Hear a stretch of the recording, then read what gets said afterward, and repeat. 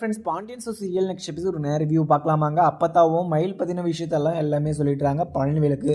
பழனிவேலும் சரவணன் இதை நினச்சி ரொம்பவே வருத்தப்பட்டுட்டு இருப்பான் அப்படின்னு சொல்லிட்டு அங்கே சரவணன்கிட்டையும் பேசுகிறதுக்காக போயிருப்பாங்க. ஆனால் பழனிவேலை பார்த்ததும் கோமதி ரொம்பவே கோபமாகவும், நீ எதுக்கு இங்கே வந்த, நாங்கள் கஷ்டப்பட்டா என்ன சந்தோஷமாக இருந்தா என்ன, உனக்கு என்ன வந்துச்சு, இந்த வீட்டுக்கும் உனக்கும் எந்த சம்மதமும் இல்லை, மறுபடியும் எதுக்காக வந்துக்கிட்டு இருக்க, உன் கூட பேசுறதுக்கு யாருக்கும் விருப்பம் இல்லைன்னு சொல்லிட்டு உனக்கே தெரியல, எதனால் இங்கே எல்லாருக்கிட்டையும் பேசிக்கிட்டு இருக்க, தயவு செஞ்சு நீயே வெளியே போறியா, அப்புறம் என் வாயில் வேறு எதனா வந்துடும் அப்படின்னு சொல்லிட்டு கோமதி சொல்லிட்டுறாங்க.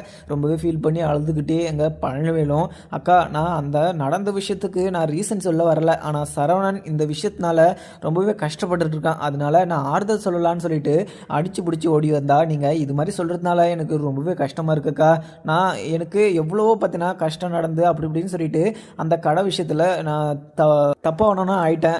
ஆனால் அங்கே சரவணன் விஷயத்தில் நான் ரொம்பவே வருத்தப்பட்டு அவனுக்கு ஆறுதல் சொல்லலான்னு சொல்லிட்டு தான் வந்தேன். ஆனால் நீங்கள் இப்படி அசிங்கப்படுத்துவீங்கன்னு சொல்லிட்டு நான் நினச்சி கூட பார்க்கலக்கா, இதுக்கு மேலேயும் நான் இங்கே இல்லைக்கா, நான் கிளம்பிடுறேங்க்கா, நீங்கள் சந்தோஷமாக இருந்தால் எனக்கு அதுவே போதுங்க, மச்சானும் நீங்களும் சந்தோஷமாக கடைசி வரைக்கும் இருந்தால் எனக்கு அதுவே, நான் தூரத்துலேருந்து பார்த்துட்டு சந்தோஷப்பட்டுட்டு போயிடுறேங்க அப்படின்னு சொல்லிட்டு கிளம்பிடுறாங்க.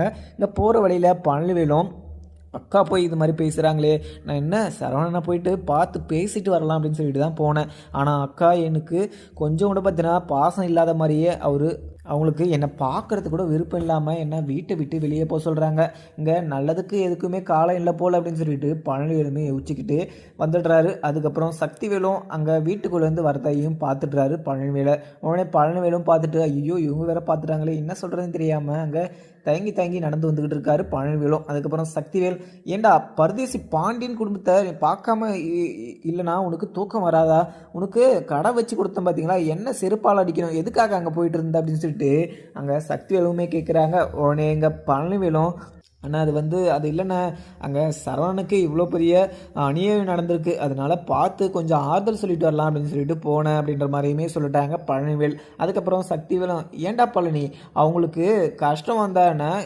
அது நஷ்டம் வந்தானே, உனக்கு என்ன வந்துச்சு, அவங்கள மீட் பண்ணி நீ எதுக்காக பேசுறதுக்கு போகிற, உன் மேலே மரியாதை வச்சுட்டு இருக்காத ஒரு மனசுங்கிட்ட போய் எதுக்காக பேசிக்கிட்டு இருக்க, இப்போ கூட பாரு நீ அவங்களுக்கு போய் பேசுறதுக்காக தான் போயிருப்ப, ஆனால் உன்னை கழுத்தை பிடிச்சி வெளியே தள்ளாத குறையாக உன்னை வெளியே அமுச்சு விட்டுருப்பாங்க, கரெக்டாக இல்லையா அப்படின்னு சொல்லிட்டு சொல்லவும், இங்கே தயங்கிக்கிட்டே, ஆனால் ஆமாண்ணா அவங்க வீட்டை விட்டு வெளியே மட்டும் தான் போக சொன்னாங்க, ஏற்கனவே அவங்க ரொம்பவே கோபமாக இருக்காங்க, அந்த சமயத்தில் நான் தப்பு பண்ணிவிட்டு அந்த வீட்டுக்குள்ளே போய் அவங்கக்கிட்ட மூஞ்சில் முழிக்கிறது கூட எனக்கு அசிங்கமாக தான் இருந்துச்சு, ஆனால் அங்கே சரவணனுக்காக மட்டும்தான் நான் அந்த வீட்டுக்காக போனேன் அப்படின்னு சொல்லிட்டு அங்கே பழனிவேலு சொல்லிட்டுறாங்க. உடனே எங்கே சக்திவேலும், நீ நல்லதுக்காகவே போயிருக்கலாம், ஆனால் அந்த பரதேசி பாண்டியன் குடும்பம் யார் அவங்க வீட்டுக்கு நல்லது செய்கிறாங்களோ, அவங்க சொல்கிற பேச்சை கேட்டு நடந்துக்கிறாங்களோ அவங்கள மட்டும்தான் அந்த வீட்டில் வச்சுட்டு இருப்பாங்க அடிமை மாதிரி, நீயும் அடிமை மாதிரி இருந்த, அதெல்லாம் பார்த்துட்டு இருந்தாங்க, இப்போ நீ தனியாக கடை வச்சுட்டு பார்த்தியா, அந்த புறாமையில் உன்னை அந்த வீட்டுக்குள்ளே கூட சேர்க்க மாட்டுறாங்க, நீயே புரிஞ்சுக்கோ, நான் உனக்கு சொல்லணும்னு அவசியம் இல்லை, சாப்பிட்டியா இல்லையா, நீ போய் சாப்பிட்டுட்டு ஃபஸ்ட்டு கடைக்கு போகிற வழியாக பாரு, இவங்களெல்லாம் நினச்செல்லாம் நீ ஃபீல் பண்ணிக்கிட்டு இருக்காத, உன்னை நினச்சி அவங்க ஒரு நாள் கூட ஃபீல் பண்ணியிருக்க மாட்டாங்க அப்படின்னு சொல்லிட்டு சக்திவேலும் அமுச்சு விட்டுறாங்க. ஆனால் இவனை எப்போவுமே திருத்த முடியாது போல், அங்கே பழனிவேலு எவ்வளோதான் இவனுக்கு பதிலடி கொடுத்தாலுமே இவனுக்கு புத்தியே வராது போல் அப்படின்னு சொல்லிட்டு உள்ளேயுமே கிளம்பிடுறாங்க. அதுக்கப்புறம் அப்பத்தா வடிவு மாறின்னு சொல்லிட்டு உக்காந்து இங்கே சரவணனுக்கு இவ்வளோ பெரிய ஒரு அநியாயம் நடந்திருக்கு, ஆனால் அந்த மயில் பொண்ணு நல்ல பொண்ணுன்னு நினச்சிட்டு இருந்தேன், ஆனால் அவள் இவ்வளோ பெரிய தப்பை செஞ்சுட்டு அவள் மறைச்சி வச்சுட்டு எல்லாரையுமே இப்படி கஷ்டப்படுத்திட்டு போயிட்டாலே, ஆனால் அதுவும் இல்லாமல் மயிலவங்க அம்மா பேசுனது தான் கேட்டால் எனக்கு மண்டையே வெடிச்சு போகிற மாதிரி இருக்குது, அவங்க அம்மாவும் அவங்க ஃபேமிலியை சேர்ந்து தான் இவ்வளோ பெரிய தப்புமே மறைச்சி வச்சுட்டு இருந்திருக்காங்க, ஆனால் இவ்வளோ பெரிய தப்பு மறைச்சி வச்சுட்டுமே தான் நல்ல இது பொய் சொல்லலை, அவங்க தான் பொய் சொன்ன மாதிரி பேசிட்டு போகிறாங்க பார்த்தியா, அதெல்லாம் பார்க்குற போது எனக்கு ரொம்பவே வருத்தமாக இருக்குது, கஷ்டமெல்லாம் அங்கே பாண்டியன் குடும்பத்துக்கே போய் சேர்ந்துட்டுருக்கு, அவங்க நிம்மதியாக இருந்து ஒரு நாள் கூட இல்லை அப்படின்னு சொல்லிட்டு அங்கே அப்பத்தாவுமே வடிவுக்கிட்ட சொல்கிறாங்க. வடிவுமே, அப்பத்தா இது எல்லாமே சரியாயிடும், நீங்கள் அதை நினச்செல்லாம் ஃபீல் பண்ணிக்கிட்டு இருக்காதீங்க அப்படின்னு சொல்லிட்டு அப்பத்தாக்கு ஆறுதல் சொல்லிக்கிட்டு இருக்காங்க. அதுக்கப்புறம் இங்கே சுகன்யாவுக்குமே இந்த விஷயம் தெரிஞ்சு சுகன்யா கொஞ்சம் சந்தோஷமாக இருக்காங்க, ஆனால் சுகன்யாவுக்குமே கொஞ்சம் அதிர்ச்சியாக தான் இருக்குது, மயிலை இவ்வளோ பெரிய விஷயத்த மறைச்சி வச்சுட்டு அவள் காலேஜ் படித்தேன்னு சொல்லிட்டு பொய் சொல்லிவிட்டு அவள் 12th தான் முடிச்சிருக்காளா, அதுவும் இல்லாமல் அவள் ஒரு டீச்சிங் கிளாஸ்க்கு வேறு போயிருக்கா, அந்த பசங்களுக்கு என்ன தான் சொல்லி கொடுத்தாலும் ஒரு 6 மாதம் அந்த பசங்க இவ்வளோ மாதிரியே பொய் சொல்லி தெரிஞ்சுக்கிட்டு இருக்க போகுது அப்படின்னு சொல்லிட்டு இங்கே சுகன்யாவுக்கு யோசனை ஓடிக்கிட்டே இருக்குது. அதுக்கப்புறம் அவங்க பழனிவேலும் சுகன்யாவை கூட்டிக்கிட்டு கடைக்குமே கிளம்பிடுறாங்க. அதுக்கப்புறம் கடைக்கு கிளம்பிக்கிட்டு அங்கே சுகன்யா கிட்ட அது சுகன்யா எனக்கு கொஞ்சம் மாதிரியாக இருக்குது, நான் போய் கோயிலில் நான் சாமி கும்பிட்டு வரேன் அப்படின்னு சொல்லிட்டு கிளம்பிடுறாரு பழனிவேல். அங்கே பாண்டியனும் கோயிலே உக்காந்துக்கிட்டு சரவணனை பற்றி நினச்சிக்கிட்டு உக்காந்துக்கிட்டு இருக்காரு. சரவணனோட வாழ்க்கையை நானே கெடுத்துட்டேனே, என்னோட பையனை நான் நல்லபடியாக வாழ வைக்கணும், சந்தோஷமாக இருக்கணும் அப்படின்னு சொல்லிட்டு நினச்சி தான் மயிலை கல்யாணம் பண்ணி வச்சேன். ஆனால் மயிலால் இப்போ எல்லாருக்குமே இவ்வளோ பெரிய கஷ்டம் வந்திருக்கு அப்படின்னு சொல்லிட்டு நான் நினைக்கிற போதே எனக்கு இவ்வளோ பெரிய கஷ்டமாக இருக்குது. ஆனால் சரவணன் என்ன நினச்சிக்கிட்டு இருக்கானோ தெரியலையே அப்படின்னு சொல்லிட்டு பாண்டியனுக்கு ரொம்பவே வருத்தமாகவும் இருக்குது. அதுக்கப்புறம் பழனிவேலுமே கோயிலுக்கு வராங்க. அங்கே பாண்டியனை பார்த்துட்டு அங்கே ரொம்பவே ஃபீல் பண்ணி அழுகுத்தியுமே வராங்க. அதுக்கப்புறம் பாண்டியன்கிட்ட நம்ம போய் பேசலாமா வேணாமான்னு சொல்லிட்டு யோசிச்சுக்கிட்டே வரவும் உடனே பாண்டியனுமே அங்கே உட்காந்துக்கிட்டு இருக்க.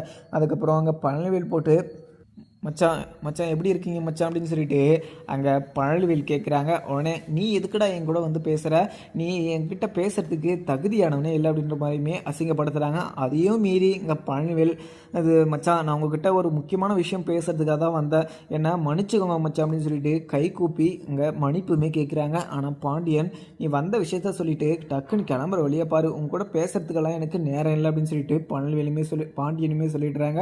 அதுக்கப்புறம் பழனிவேலும் அண்ணன் அங்கே மயில் பண்ண விஷயத்தெல்லாம் நான் கேள்விப்பட்டேன், மயில் இவ்வளோ பெரிய தப்பு பண்ணியிருப்பா அப்படின்னு சொல்லிட்டு நான் கொஞ்சம் கூட நினச்சி பார்க்கலண்ணே. ஆனால் இன்னொரு தப்பும் பண்ணியிருக்க மாதிரி நான் கேள்விப்பட்டேனே. ஊருக்குள்ளால் கேட்குற இது கேட்ட வரையிலுமே அங்கே மயிலோட குடும்பம் எப்போவுமே பார்த்தீங்கன்னா ஃப்ராடு குடும்பம், எல்லாருக்கிட்டையுமே பணம் வாங்கிட்டு ஏமாற்றிட்டே தான் இருக்காங்க அப்படின்ற மாதிரியுமே தகவல் வந்துச்சு. ஆனால் மயில் ஏற்கனவே கல்யாணம் ஆகிடுச்சு அப்படின்ற மாதிரியுமே எனக்கு தகவல் வந்துச்சுண்ணே. ஆனால் அது உங்கள் வீட்டில் இருக்க எங்கள் அக்காவுக்கு யாருக்குமே இந்த விஷயம் நான் சொல்லலைண்ணே, இந்த விஷயத்த உங்ககிட்ட சொல்லலாம் அப்படின்னு சொல்லிட்டு தான் வீட்டுக்கு போனேன். ஆனால் அக்கா என்னை வீட்டை விட்டு துரத்தி விட்டுட்டாங்க. ஆனால் அந்த விஷயத்த நான் என் மனசுக்குள்ளேயே வச்சுக்கிட்டு நான் என்னால் இருக்க முடியாதுண்ணே, அதனால தான் நான் உங்ககிட்ட சொல்லலாம் அப்படின்னு சொல்லிட்டு வந்தேன். இதுக்கு மேலே நீங்கள் என்ன முடிவு எடுத்தாலுமே சரிண்ணா, உங்ககிட்ட நான் பேசிக்கிட்டு இருக்குது உங்களுக்கு பிடிக்காது அப்படின்னு சொல்லிட்டு தெரியும். ஆனால் சரவணனோட வாழ்க்கையை நினச்சி இந்த விஷயத்த நான் மனசுக்குள்ளேயே வச்சுருந்தேன்னா என்னை விட முட்டாள் வேறு யாருமே இருக்க மாட்டாங்க. என் மேலே இவ்வளோ நிலை கோபமாக இருக்கட்டும், ஆனால் அங்கே சரவணனோட வாழ்க்கை சம்மந்தப்பட்டது, நீங்கள் யோசிச்சு முடிவு எடுத்துக்கோங்க. அங்கே மயில் ஏற்கனவே கல்யாணம் பண்ணலாம் அப்படின்னு சொல்லிட்டு சொன்னதும் அங்கே பாண்டியனுக்கு பயங்கர இன்னும் அதிர்ச்சியாக தான் இருக்குது. ஏன்னா அங்கே 2-3 விஷயம் தெரிஞ்சதுக்கே இங்கே பாண்டியன் உடஞ்சி போய் உக்காந்துட்டு இருந்தார். ஆனால் இன்னொரு விஷயம் அது பெரிய விஷயமா இருக்குது. ஏன்னா மயிலுக்கு ஏற்கனவே கல்யாணம் ஆகிடுச்சு அப்படின்னு சொல்லிட்டு இங்கே பாண்டியனுக்கு இது கேள்விப்பட்டதும் அங்கே நெஞ்சே வெடிச்சு போகிற மாதிரி ஒரு அதிர்ச்சியை அங்கே பழனிவேல் சொன்னதும் அங்கே பாண்டியனுக்கு என்னதான் பண்ணுறதுன்னு சொல்லிட்டு புலம்பி போய் நின்றுக்கிட்டு இருக்காரு. ஏற்கனவே சரவணன் இதில் மனசு உடஞ்சி போயிட்டாங்க. இந்த விஷயம் தெரிஞ்சிச்சுன்னா சரவணன் லைஃப் லாங் குற்ற உணர்ச்சியிலே இங்கே அப்படியே இருந்துருவான் அப்படின்னு சொல்லிட்டு அங்கே பாண்டியனை யோசிச்சுக்கிட்டு இந்த விஷயத்த நம்ம யார்கிட்டையுமே சொல்லக்கூடாது அப்படின்னு சொல்லிட்டு பாண்டியன் மனசுக்குள்ளே வச்சுக்கிறாங்க. அதுக்கப்புறம் கோமதியும் மயில் இது மாதிரி விஷயத்தெல்லாம் பண்ணிட்டு அவள் நல்லவ மாதிரியே இருக்கா பாருங்க. அவங்க அம்மா நம்மள எவ்வளவோ திட்டிக்கிட்டு இருந்தாங்க, அப்போ கூட ஒரு வார்த்தை அவங்கள திட்டாத, நம்ம மேலே தான் தப்பு அப்படின்னு சொல்லிட்டு ஒரு வார்த்தை எங்கள் மயில் அங்கே உங்கள் அம்மா கிட்ட சொல்லவே இல்லை. ஆனால் அவள் எவ்வளோ பெரிய பொய் பிடிச்சவளாக இருக்குவா, அங்கே சரவணனை ரொம்பவே கஷ்டப்படுத்திட்டு இருந்திருக்கா. நான் இது புரியாமல் சரவணனை திட்டிகிட்டு இருந்தேன். ஆனால் இவ்வளோ பெரிய தப்பு செஞ்சுட்டுமே அவள் இன்னுமே பண்ணாத மாதிரி குழந்த மாதிரி அழுதுகிட்டு இருக்கா. அவளை பார்க்குற போது எனக்கு பத்துக்கிட்டு எரியுது அப்படின்னு சொல்லிட்டு அங்கே கோமதியுமே அங்கே ராஜுக்கிட்ட சொல்லி அழுதுகிட்டு இருக்காங்க. ராஜியும் அத்தை நீங்கள் எதுக்குமே ஃபீல் பண்ணாதீங்க, இது கூடிய சீக்கிரமும் சரியாயிடும். ஆனால் இவ்வளோ பெரிய பிரச்சனை நடந்தது யாருமே வருத்தப்படாமல் இருக்க முடியாது. ஆனால் நம்ம சகிச்சுக்கிட்டு தான் வாழ்ந்தாகணும், நம்ம வருத்தப்பட்டு எதுவுமே நடக்க போகிறதில்ல, அது அடுத்து என்ன நடக்க போகுது அப்படின்னு தான் நம்ம யோசிக்கணும். அத்தை நீங்கள் எதுக்குமே நினச்சி ஃபீல் பண்ணிக்கிட்டாதீங்க, ஏற்கனவே உங்களுக்கு உடம்பு டல்லாக இருக்குது, இதுக்கு மேலே நீங்கள் ஃபீல் பண்ணியிருந்தீங்களா உங்கள் உடம்புக்கு என்ன ஆகுறது அப்படின்னு சொல்லிட்டு இங்கே ராஜுமே சொல்லிடுறாங்க. அதுக்கப்புறம் அரசுக்கு மிகப்பெரிய வருத்தமாக இருக்குது. ஏன்னா அங்கே பாண்டியனும் கோமதியும் வருத்தப்படுறதை பார்த்துட்டு அரசியால் இருக்கவே முடியலை. ஏன்னா தன்னுடைய அப்பாக்கும் அம்மாக்கும் நம்ம கஷ்டம் கொடுத்துட்டோம் அப்படின்னு சொல்லிட்டு அங்கே அரசியுமே ரொம்பவே ஃபீல் பண்ணிட்டு இருந்தாங்க. ஆனால் இன்னொரு விஷயம் அங்கே பாண்டியனுக்கும் கோமதிக்கும் ஒரு கஷ்டத்தை கொடுத்துருக்கு அப்படின்னு சொல்லிட்டு அரசி நினைக்கிற போதே கொஞ்சம் வருத்தமாக தான் இருக்குது. ஏன்னா மயில் பண்ணது மிகப்பெரிய தப்பு தான். ஆனால் அவங்க அம்மா அப்பா மயில் பாண்டியன் குடும்பத்து மேலேயே கேஸ் கொடுக்குறேன் அப்படின்னு சொல்லிட்டு ஒரு வார்த்தை சொல்லியிருப்பாங்க.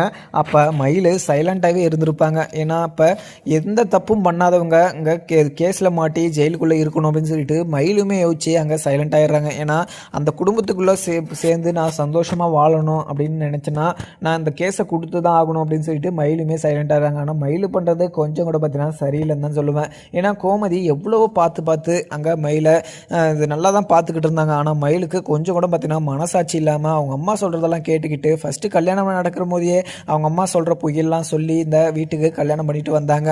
ஆனால் இப்போவுமே எல்லா உண்மையும் தெரிஞ்சு அவங்க கோவத்தில் வீட்டை விட்டு வெளியே அனுப்பிச்சிட்டாங்க. அந்த கோவத்தில் இப்போ பாண்டியன் குடும்பத்து மேலேயே இப்போ கேஸ் கொடுக்கலான்னு சொல்லிட்டு மயில் வந்து எதிராக நின்றுக்கிட்டு இருக்காங்க. ஏன்னா மயிலுமே அங்கே வீட்டில் அவங்க அம்மா வீட்டில் இருக்க முடியாமல் அழுதுகிட்டே பேகையுமே தூக்கிக்கிட்டு இங்கே பாண்டியன் வீட்டுக்கு முன்னாடி நின்றுறாங்க. அதுக்கப்புறம் பழனிவேல் சொன்னதை கேட்டு ரொம்பவே கோபமாகவும் வீட்டுக்குமே வந்துடுறாங்க. பாண்டியன் வீட்டுக்கு வரும்போது பார்க்குறாரு, வெளியே மயில் உட்காந்து அழுதுகிட்டு இருக்கா.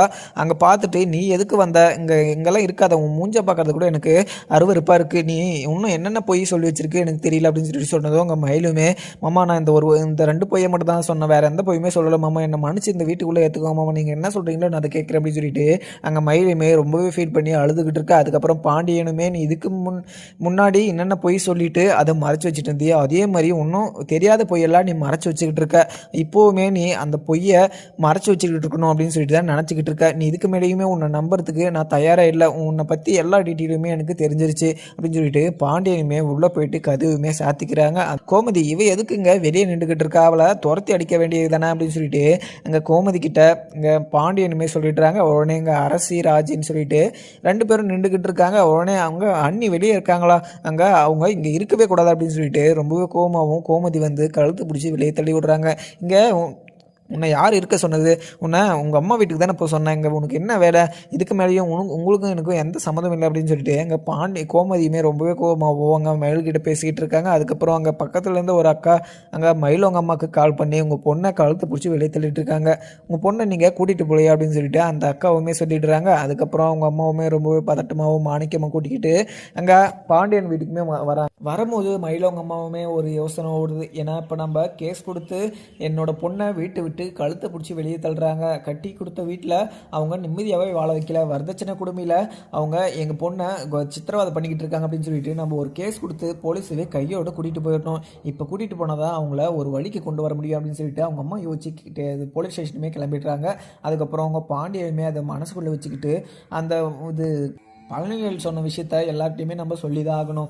சரவணனோட விஷயம் இதெல்லாம் இன்வால்வ் ஆகிருக்கு, சரவணனோட வாழ்க்கையை நம்ம நல்லபடியாக மாற்றணும் அப்படின்னா இந்த விஷயத்த எல்லார்கிட்டையுமே சொல்லி இதுக்கு மேலே என்ன நடக்க போதோ அதை தான் நம்ம பார்க்கணும். ஏன்னா சரவணன் இதுக்கு மேலேயுமே ஃபீல் பண்ணிக்கிட்டே அழுதுகிட்டே அந்த வழியை மனசுக்குள்ளே வச்சுக்கிட்டு இருக்கக்கூடாது. இத்தோட இந்த பிரச்சனையை இன்னையோட முடிச்சே தீரணும் அப்படின்னு சொல்லிட்டு பாண்டியனுமே, கோமதி இங்கே வரையா, இப்போ இன்னொரு பொய்யுமே அவள் சொல்லி வச்சுருக்கா, அந்த பொய் மிகப்பெரிய ஒரு கஷ்டத்தை கொடுக்குற ஒரு பொய்யை சொல்லி வச்சுருக்கா.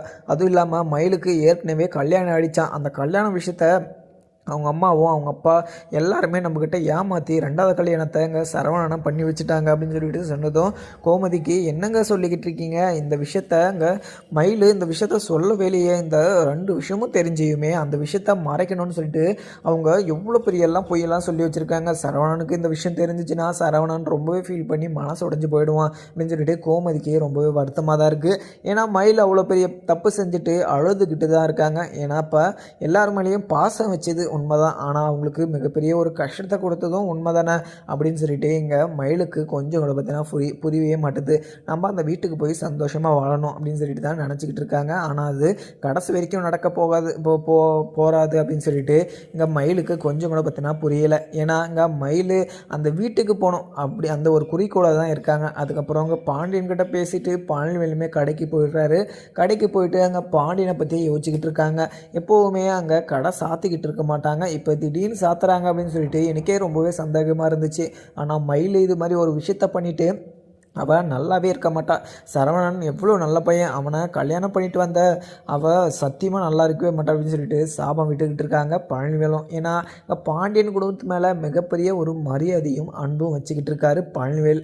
ஆனால் அந்த அன்பு அது அளவுக்கு மீறி ஒரு அன்பை வச்சுக்கிட்டு அந்த குடும்பத்தில் எதனா ஒரு கஷ்டம் தன்னுடைய கஷ்டம் அப்படின்னு சொல்லிட்டு நினச்சி இங்கே பழனிவேலுமே ரொம்பவே ஃபீல் பண்ணிக்கிட்டு இருக்காரு. அதுக்கப்புறம் அப்பத்தாவும் அந்த 2 குடும்பம் சேராதுன்னு சொல்லிட்டு தெரிஞ்சு போச்சு. ஆனால் அவங்க குடும்பத்தில் ஒரு கஷ்டம் கஷ்டம் அப்படின்னு சொல்லிட்டு நினச்சி தான் ஃபீல் பண்ணிக்கிட்டு இருக்காங்க. இதுக்கு முன்னாடி அரசியல் பிரச்சனைகளை அவங்க ரொம்பவே கஷ்டப்பட்டு இருந்தாங்க. இப்போ சரவணனோட பிரச்சனை வேறு. இப்போ மயில் இவ்வளோ பெரிய தப்பு பண்ணிவிட்டு அவள் கேஸ் கொடுக்குறேன் அப்படி கொடுக்குறேன்னு சொல்லிட்டு போயிட்டுருக்கா. இப்போ கேஸ் அது இதுன்னு சொல்லிட்டு அவங்க அலைஞ்சு திரிஞ்சு அவங்க என்ன ஆக போகிறாங்களோ தெரியல அப்படின்னு சொல்லிட்டு நினச்சி ரொம்பவே வருத்தப்பட்டுக்கிட்டு இருக்காங்க. அங்கே அப்பத்தாவுமே வடிவும் மாறியும் காஃபி வச்சு கொடுக்குறாங்க, அங்கே சாப்பாடுமே போட்டு வந்து வைக்கிறாங்க. ஆனால் அது எதுவுமே சாப்பிடாம அப்பத்தா அதவே நினச்சி ரொம்பவே ஃபீல் பண்ணிக்கிட்டு இருக்காங்க. ஆனால் அதுக்கப்புறம் அவங்க பாண்டியன் அடுத்தது கட்டமாக என்ன எடுக்க போகிறாரு அப்படின்னு சொல்லிட்டு என்ன யாருக்குமே தெரியாது. இங்கே கோமதிக்குமே இந்த விஷயம் தெரிஞ்சு மயிலுக்கு ஏற்கனவே கல்யாணம் ஆகிடுச்சு அப்படின்னு சொல்லிட்டு தெரிஞ்சு இன்னுமே பேச முடியாத சுச்சுவேஷனில் அங்கே நின்றுக்கிட்டு இருக்காங்க. அதுக்கப்புறம் என்ன பார்க்கலாமாங்க. வீடியோ பிடிச்சதை லைக் பண்ணுங்கள். Thank you friends.